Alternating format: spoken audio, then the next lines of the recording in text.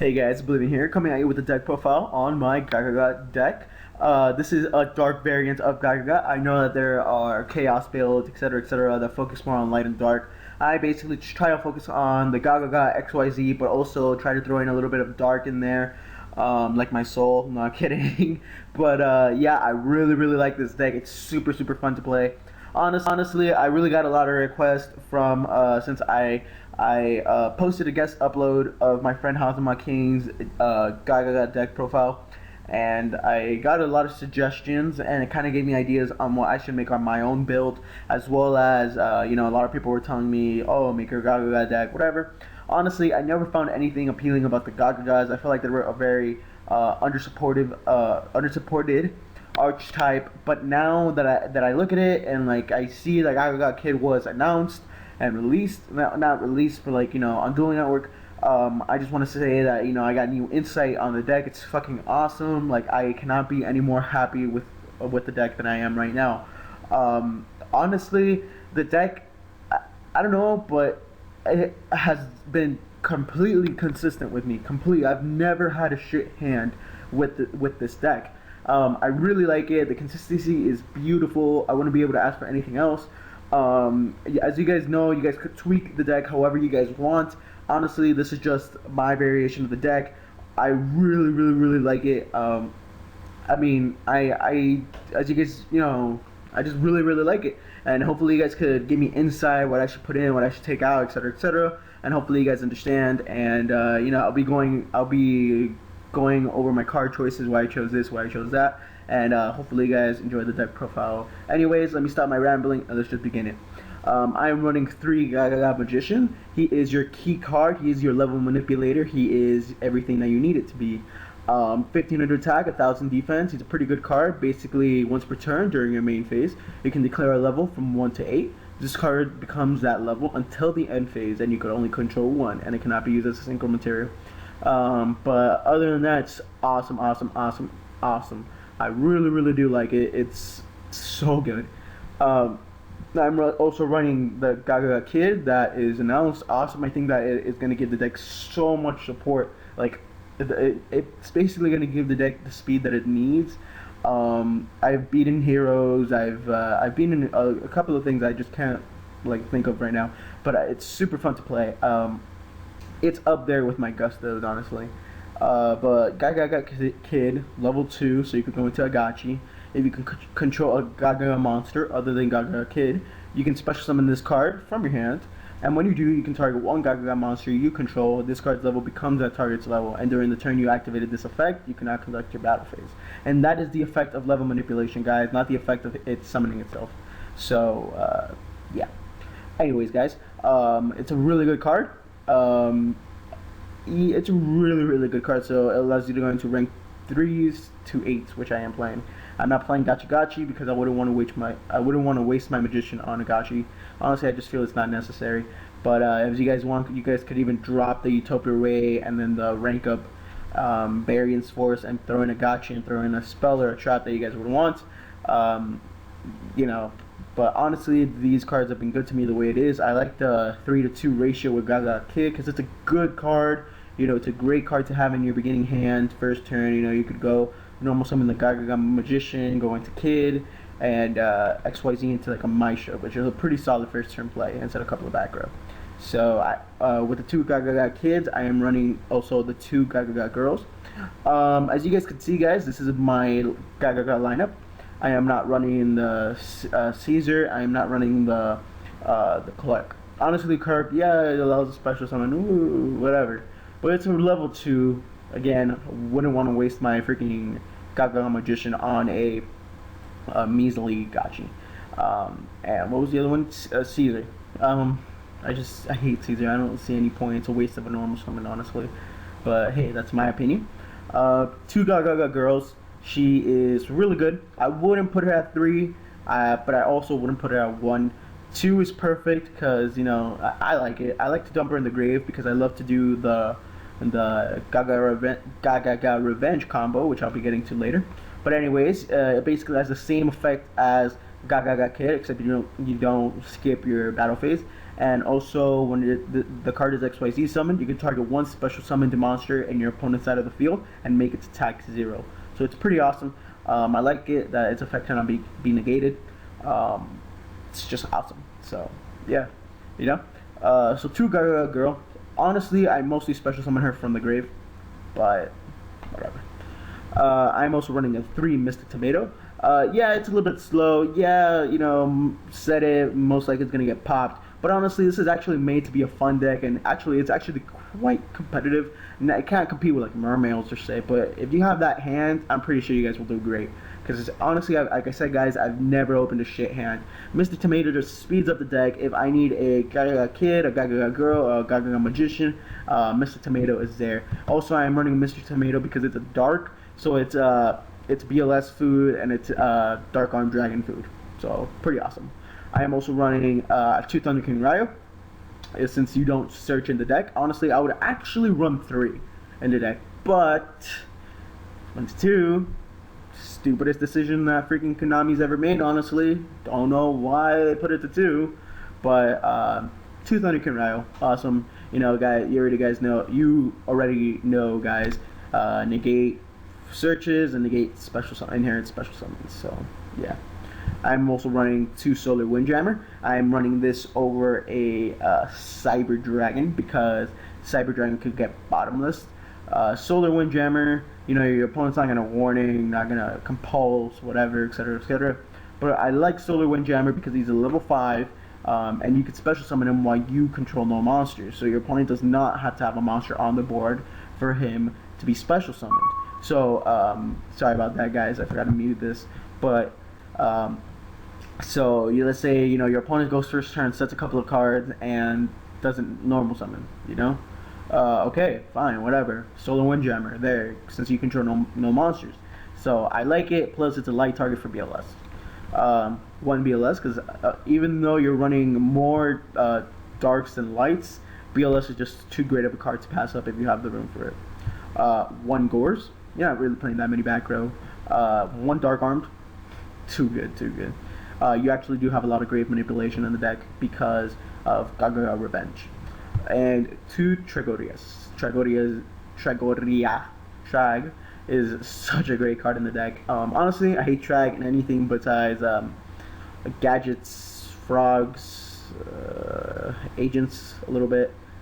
What else? There's this other one that could utilize it really good. I just can't remember.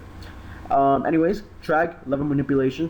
You do run a variety of levels, so you could even use his effect, which I barely ever do, but you could use his effect to pitch a card and take control of one of your opponent's cards.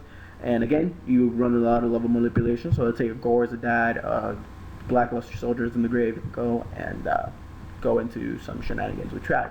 I love Trag. 2 MST. Would run a 3rd, but I feel like I can drop a Variance Force, and then that'll give me even extra deck space to maybe fit a rank 2. But I just love Variance Force. I honestly really do. So 2 MST I think is working for me right now. 1 Mind Control. Honestly, I don't find Mind Control to be a staple, except in like Synchron decks or Synchro decks, whatever, like agents, because the Earth is level 2, those type of things. But I don't find Mind Control to be a staple in most of my decks. In this deck, though, it is. Because, again, guys, you have a lot of level manipulation with Gagaga Magician. Even if you go and freaking... If they special summon what's this? An Abyss Megalo? A Megalo. You can still copy, and they're like, oh, he's not going to be able to do anything, whatever. If they haven't seen the deck. If they've seen, like, a Thunder King or something. He's not going to be able to do anything, whatever. I'm safe, I'm going to back. No, because Gagaga Magician go into a rank, what is it, like 7, I think? Go into a big eye or some shit, whatever. 1 Dark Hole, 1 Heavy Storm, 1 Monster Reborn, and 1 Allure of Darkness. For the spells, for the teched out spells that I'm running 2 Creature Swap. Creature Swap is such a great card in the deck, just in case occasionally you draw shit, you could always special summon the Jammer attack position, normal summon the Kid, normal summon the Girl, or even normal summon the Magician, so you can go into some good plays. Honestly, one of the plays that I've done that I've just fucking adored was my opponent, it was late game, He had no backer or whatever. He had, what did he have? He had a what's this? An Axon kicker, right? He had an Axon kicker. The only thing on his board, and I had absolutely nothing on my board. I had a magician, and nothing. You know what I mean? So I go and I normal summon the magician, creature swap, and ba bam, ba bam, ba bam. You could even do this with Mystic Tomato, ba bam, ba bam, ba bam, ba bam. Get your special summon off. So plus, you know, I really like that. Yeah, I honestly would not pass creature swap in the deck because your monsters, your normal summonable monsters are below 1600, and you know, except Thunder King, but that's 2. I barely ever even. I've never drawn Thunder King, guys, never. But yeah, other than that, good. 3 Gagaga Revenge. I was running 2 Gagaga Revenge and then 1 Gagaga Bolt, but I felt like Gagaga Bolt was a little bit too inconsistent. It threw inconsistent, guys. It threw the deck off. I like Gagaga Revenge because, you know, it's just such a great card. Basically, target 1 Gagaga monster in your graveyard, special summon it, and then equip it with this. And then if the monster special summoned with Gagaga Revenge gets used as an XYZ material, all XYZ material you currently control gain 300 attack. So that's awesome. I really like Gagaga Revenge. Combo's great with the magician or the girl. It's just awesome. I'm also taking out 1 rank up Magic Variance Force. Really great card. I actually remember my opponent first turned Utopia. I had a dead rank up Magic because I wasn't going to go into Utopia. I normal summoned it. Activated Mind Control, activated rank up Variance. Da-da-da-da. You know, he completely lost the board. But yeah. For the trap lineup, I am running 2 Fiendish Chain because I felt that I did not have enough room for Valak, but Fiendish Chain is such a great card. Honestly, I've come to realize that Fiendish Chain is just so good. By the way, guys, I'm trying to keep it budget, so even though Gagaga Kid has not come out, I'm trying my best to keep it budget. You could always replace this with Chaos Sorcerer or whatever, but I'm trying to keep the deck as budget as possible. So 2 Fiendish Chain, you know, you guys like Breakthrough Skill. I honestly hate Breakthrough Skill. I don't know why, just never liked the card. So even if I had the choice of running Breakthrough Skill, I would not run Breakthrough Skill because Fiendish Chain does the job. And yeah, it could be Lance, yeah, it could be MST, whatever. I don't give a shit, you know. 2 Compose, 2 Bottomless, and 2 Torrential Tributes. Not running the Solemns. I'm trying my best to like cut the Solemns away from my deck because it's just a waste of 2 cards, really, that I'm probably never going to see. The Judgment just kills me because half of my life points. It's only good late game because you barely lose anything. The Warning, I feel like running 1 isn't even worth it, honestly. I feel like it's just a waste of space, but hey, that's just me. Side deck's non-existent. Extra deck, I'm running 1 Zen Mains. Just run a variety of whatever you guys have. So 1 Zen Mains, 1 Utopia, 1 Utopia V, 1 Maestro, and 150, and 1 Gagaga Cowboy. That's it for the rank 4s.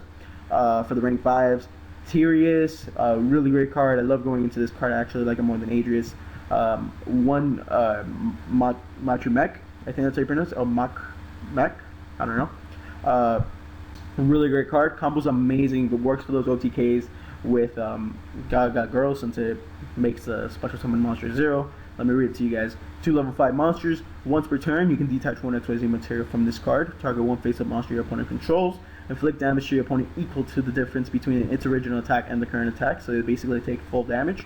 And if you do, this card gains the attack equal to the damage inflicted. And it gains the so let's say Stardust, Red Dragon Archfiend, Ultimate Icon Kicker, you know, etc., etc. Really good card for the OTKs. You deal more. I think like you deal like more than 5,000 damage with this card. If my math correct. So of course 1 Adrius and 1 Volcanosaurus. Pretty good. For the rank 6s, I'm only running 2 Maji and a Swordbreaker. You guys could drop the Swordbreaker for a Bouncer. Honestly, I was debating between Bouncer and Swordbreaker, or even Exostag. Honestly, I might drop the Tyrius for the Exostag. Actually, more than likely, I'm going to do that. Because Adrius, I think I have cards that already do his job better, like Volcanosaurus. I honestly don't think that I need anything else but Volcanosaurus. So, yeah, I think I'm going to drop the Tyrius. Adrius, sorry about that, guys. And add a Bouncer or an Exostag or whatever. Honestly, I just like Swordbreaker. I don't know. I just really do. It's like a catastrophe for XYZs. One Gaia, one Big Eye, and the last card, one Heretics Sun Overlord of Heliopolis. Hopefully you guys enjoyed the deck profile, guys. Sorry it was so long. Anyways, but the deck's really fun to play. Like, I cannot emphasize that enough. It's actually very competitive. Please, guys, try it out yourself, and like, please just try it out yourself, and you guys can see how great the deck really is. Hopefully you guys enjoy. And what I really like about the deck is that it actually has access to Magic Mountain. So awesome. So awesome. So hopefully you guys enjoyed the deck profile. This has been Oblivion, guys. Don't forget to like, rate, comment, and subscribe. This is Oblivion. Catch you guys later.